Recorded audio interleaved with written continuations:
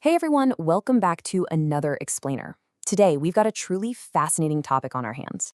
We're going to unpack this brilliant essay that takes a hard look at identity, value, and what it actually means to be, well, truly irreplaceable.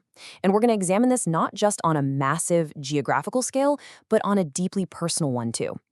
It's this incredible journey that starts with the geography of Japan and literally ends right at the core of human nature. Okay, let's dive into this.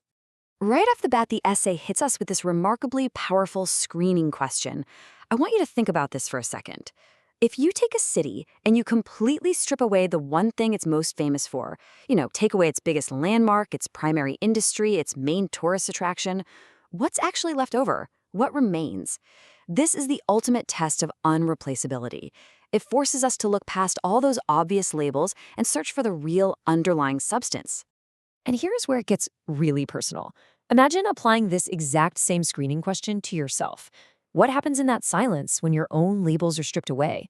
If you take away your job title, your academic degrees, your bank account balance, or your carefully curated social media status, what's left underneath? Who are you without all those external markers? It's a heavy thought, isn't it? Section 1. Takamatsu's narrative, a self-made identity. To find the answer to who we are without our labels, we can actually look at the Japanese city of Takamatsu. What makes Takamatsu so incredibly compelling in this source material is that its identity, its unreplaceability, wasn't something it was simply born with. It was entirely self-made. To really appreciate what they achieved, you have to understand the absolutely bleak reality they were facing at the time. The entire Shikoku region was in a severe state of decline.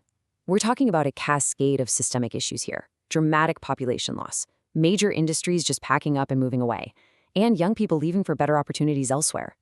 The nearby islands, like Nashima and Teishima, were experiencing a severe hollowing out. They were literally slowly fading away. And it's vital to note that at this point, the world-famous Setouchi Triennial Art Festival, which a lot of us associate with the region today, didn't even exist yet. The future looked incredibly grim. But here is the turning point. As the text argues, Takamatsu did not accept this fate, but wrote a new narrative for itself. And this brilliantly illustrates the core premise we're exploring today. A city, facing almost certain regional decay, simply refused to surrender to its circumstances. Instead of just managing the decline, Takamatsu decided to completely invent a new identity from scratch. Takamatsu turned this refusal into a highly practical, ambitious strategy. First, they introduced high-level art and architecture to these hollowing islands. Second, they actively cultivated a culture of design. Third, they promoted a highly specific brand of cultural tourism. And finally, through all these steps, they created an entirely new ecosystem, the Setouchi Inland Sea ecology.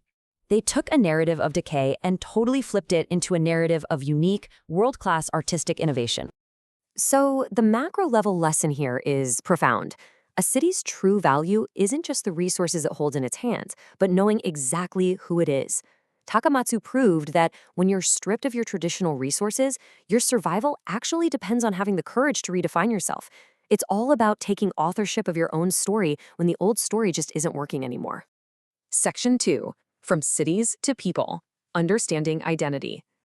Now, I want you to shift your perspective for a second, because this exact same framework applies to the human soul. The way we observe a city is fundamentally the same way we can understand a person.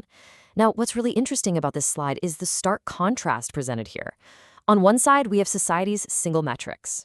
For cities, it's GDP, population size, housing prices. For people, it's income, degrees, job titles, wealth, maybe even social media follower counts. Society loves to use these thin, sterile metrics to define absolutely everything. But look at the other side, true value. True value is owning your own narrative.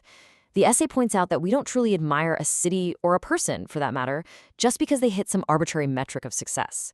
We admire them because they have a rich, vibrant story that is entirely their own. You can really see the patterns of success here.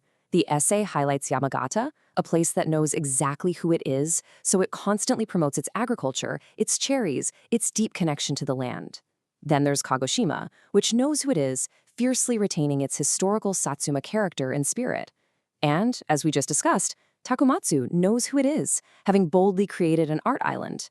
The point is, they aren't trying to outcompete Tokyo on GDP. They are winning by being unreplaceably themselves. But what happens when you don't do this? Well, you fall into what we can call the imitation trap. The text points out that many cities, and by extension many people, simply do not know who they are. And when you lack a core identity, your only real option is to constantly imitate others. You chase the latest trends, you copy the most popular metrics, and eventually you live a life or build a city that looks exactly like everywhere else. You become entirely replaceable. Section 3. Redefining true freedom. Redefining the journey. So if we reject the imitation trap, and if we reject society's single metrics, what are we actually striving for? The source text reaches this beautiful realization at the end of a trip to the Tohoku region of Japan. It notes that the real value of travel isn't about rushing to see famous tourist spots. It's not about checking off boxes on some must-see list just to say you've been there. The true value lies in observing, comparing, and deeply understanding different places so that you can find the things that simply cannot be copied. Travel becomes a quest to find the unreplaceable. And this brings us to the ultimate philosophical revelation of the text. True freedom is no longer living in someone else's given narrative, but being able to write your own.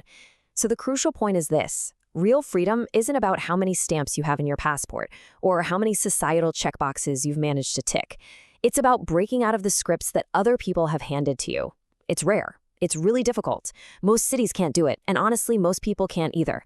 But that rarity is exactly what makes those who achieve it so profoundly memorable. Which leaves us right back where we started today, but hopefully with a totally new perspective. I'll leave you with this final, lingering thought to reflect on. When all the labels are taken away, what is your narrative?